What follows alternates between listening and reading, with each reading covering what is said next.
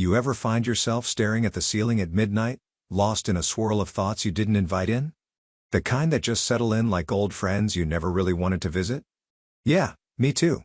There's something about the quiet hours that makes life feel louder, like it's waiting for you to finally sit down and listen. But what if, instead of fighting those thoughts, we leaned into them? What if, instead of fearing change, we learned to trust it? Tonight, let's talk about life, change, and the terrifying, wonderful, inevitable art of letting go.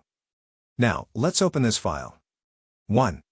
The strange comfort of change. Change has a way of making us feel like we're losing control. But what if, stay with me here, what if it's actually guiding us towards something better? Think about it. Every big moment in your life, every defining experience, started with something new.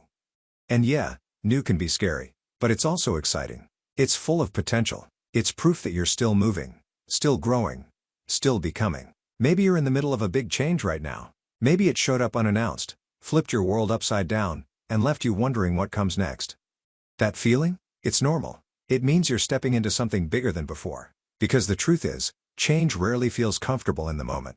But when you look back weeks, months, years from now, you'll see it for what it really was: an invitation, a doorway to something you wouldn't have found if you'd stayed exactly where you were. And here's the best part: you don't have to have it all figured out today. You don't have to force the next step. You just have to take a breath, trust the process, and remind yourself that change isn't the enemy.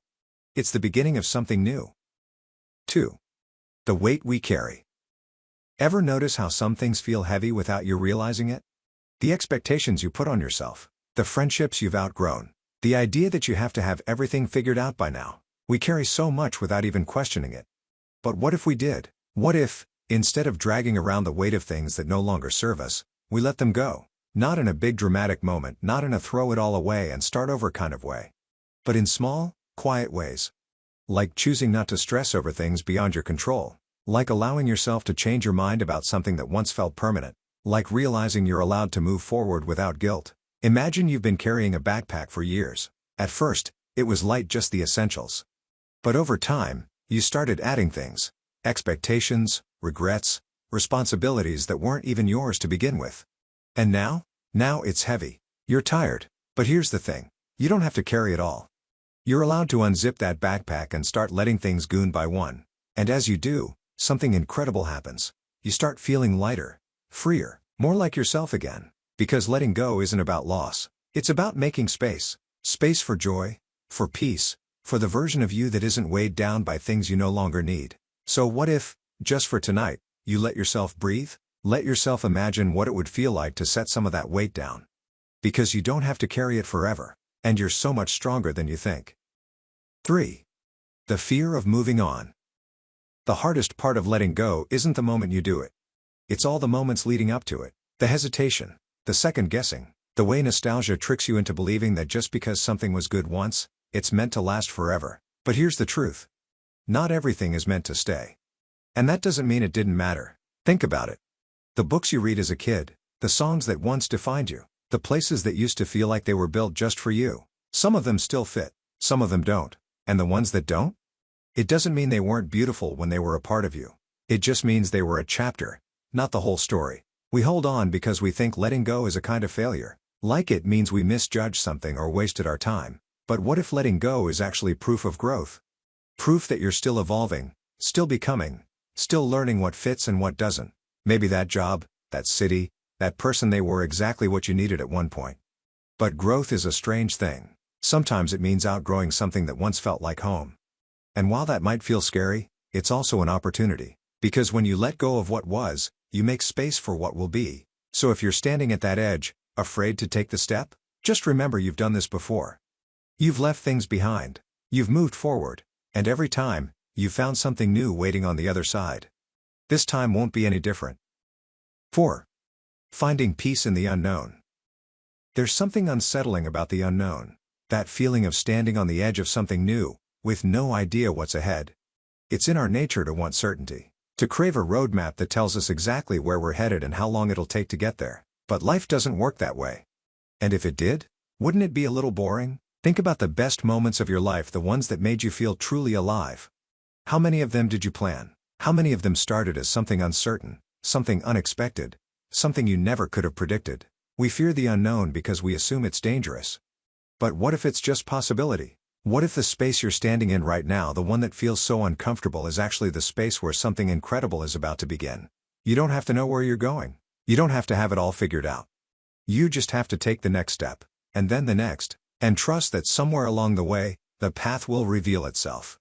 Because it always does. So breathe. You are not lost. You are becoming. And wherever this road leads, you are more ready than you think. 5. The space between who you were and who you're becoming. There's a strange limbo between letting go of what was and fully stepping into what's next. It's uncomfortable, like floating in open water too far from the shore to go back, but still too far from where you're headed. That space? That's where growth happens. Nobody talks about this in-between space. The world celebrates beginnings and endings, but what about the messy middle? The days where you're neither here nor there? When the person you used to be no longer fits, but the person you're becoming isn't fully formed yet? This is where doubt creeps in. Where you wonder if you made the right choices. Where the comfort of the past whispers to you, telling you to turn around, to go back to what you knew.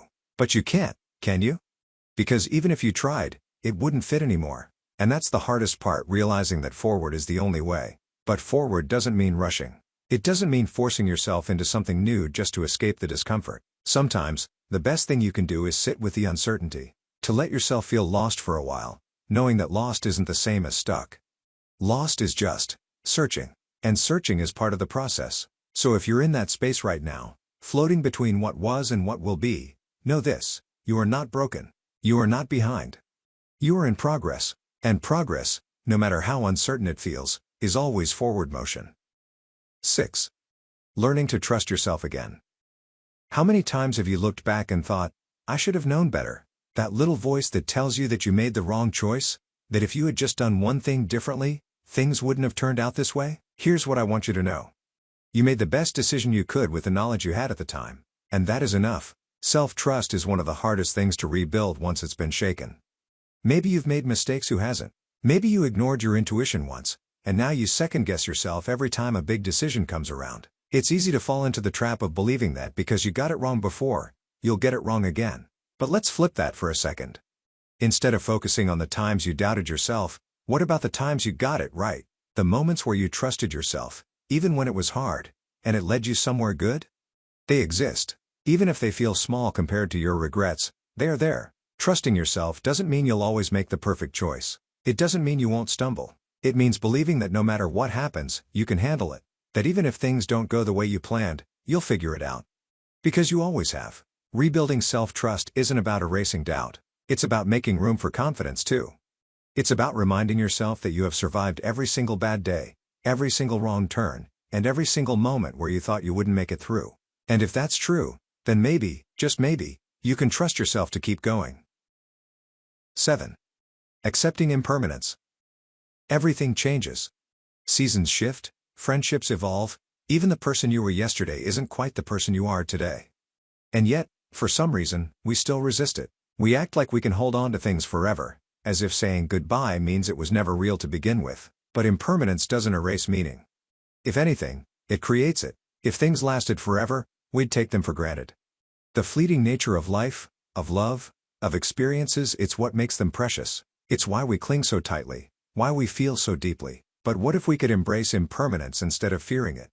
What if, instead of dreading the end, we cherish the moment we're in? Think about how different life would be if we could truly accept that everything is temporary. That nothing, no moment, no feeling, no experience was ever meant to last forever. Maybe then, we wouldn't waste so much time fearing loss. Maybe we'd love harder, laugh louder, be more present. Because we'd know, deep down, that every second counts. Letting go doesn't mean forgetting. It doesn't mean what came before wasn't real. It simply means making peace with the fact that change is part of the deal. And maybe, just maybe, that's not something to grieve. Maybe that's something to be grateful for. 8. The stories we tell ourselves. We all have a narrative about who we are.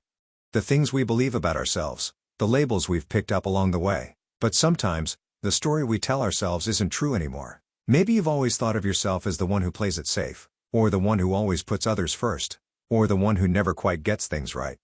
But here's the thing, stories can change, and so can you. How many times have you told yourself, this is just who I am? How many times have you let an old version of yourself dictate what you can or can't do? The truth is, we are constantly rewriting our stories, whether we realize it or not, and the power to change that story is always within reach. But changing your narrative takes work. It means questioning the things you've always accepted as facts. It means looking at the beliefs you've carried for years and asking yourself if they still serve you. It means understanding that just because something has been true in the past doesn't mean it has to be true forever. You are not the sum of your past mistakes. You are not trapped in a version of yourself that no longer fits. You are allowed to grow, to evolve, to become someone entirely new. And if you give yourself permission to do that, who knows what kind of story you'll tell next. 9. The art of rebuilding. What happens after we let go? After the dust settles and we're left standing in the space where something once was, that's when the real work begins. The rebuilding. Rebuilding isn't about recreating what was. It's about making space for something new. It's slow. It's messy. Sometimes, it feels like starting over, like walking through fog with no map, no clear direction. But that's okay, because every ending carries the seed of a beginning. And little by little, piece by piece, you shape your next chapter. Think about the foundations of a building. Sometimes, the old structure has to be torn down before something stronger can be built in its place. That's where you are right now, standing in the rubble of what was, looking at the space that remains, wondering what comes next. And that space? It's yours. You get to decide what you build there. But rebuilding isn't just about action. It's about mindset. It's about being kind to yourself in the process. It's about understanding that healing isn't linear, that progress doesn't always look like forward motion. Some days, it looks like rest. Some days, it looks like reflection. And some days, it looks like allowing yourself to grieve what was before you can embrace what will be. Rebuilding is a slow kind of magic. One that happens quietly, in the little choices you make every day. And before you know it, you'll look around and realize you're not in the ruins anymore. You're home. 10. Choosing joy, even when it's hard. We wait for joy like it's something we have to earn. Like we need permission to feel it, as if it's only meant for the days when everything is perfect. But what if we could choose joy, even in the middle of the mess? Joy doesn't have to be loud. It doesn't have to be grand. Sometimes, it's in the smallest things: a song that makes you smile, a sunrise that makes you pause, a quiet moment where, for once, you're not worrying about what comes next. Choosing joy doesn't mean ignoring the hard stuff. It doesn't mean pretending everything is okay when it's not. It means allowing yourself to feel light, even when things are heavy. It means making space for moments of laughter, of connection, of peace, because life isn't just about surviving. It's about living. And maybe joy is something we build, not something we find. Maybe it's a muscle we strengthen, a choice we make, even when it feels out of reach. Because if we wait for everything to be perfect before we allow ourselves to feel joy, we might never feel it at all. So today, find anything that makes you feel just a little bit lighter. Let yourself smile. Let yourself breathe. Let yourself believe, even for a moment, that joy is still yours to have. Because it is. And it always will be. 988. That's the number for the United States Suicide and Crisis Lifeline. Just in case you ever need it. Just in case someone you love does. Keep it in your back pocket. I don't know if you needed to hear this tonight, but I did. And maybe you do too. Maybe you're going through something. Maybe you're feeling stuck, or lost, or just tired. Maybe you don't even know why you feel the way you do, you just do. Or maybe you're fine. Maybe you just needed a reset. A quiet moment to breathe. Either way, you made it here. You're still here. And that counts for something. Life doesn't always give us clean endings or clear directions. Sometimes, it just hands us a blank page and expects us to figure it out. But if nothing else, I hope this reminds you that you can. You've done it before, and you'll do it again. One step, one breath, one moment at a time. And if nothing else, at least the stars are still there. If you enjoyed this content, consider liking and subscribing. Thanks.